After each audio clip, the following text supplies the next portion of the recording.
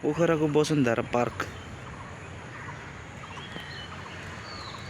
यो साइडमा फेवातालको एकदमै अन्तिम ड्याम साइड भन्छ यसलाई चाहिँ। यो ड्याम साइड हो, यो चाहिँ पोखराको फेवातालको ड्याम साइड। गाइजहरु हेर्न आउन मन छ भने पोखरा जस्तो रमाइलो ठाउँ अन्त कतै छैन। यो चाहिँ हामीले लास्टको फोटो खिचेको हो।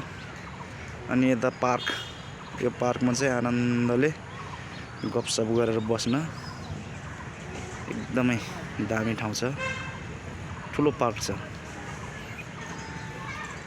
यो चाहिँ फेवाताल लास्ट साइड हो।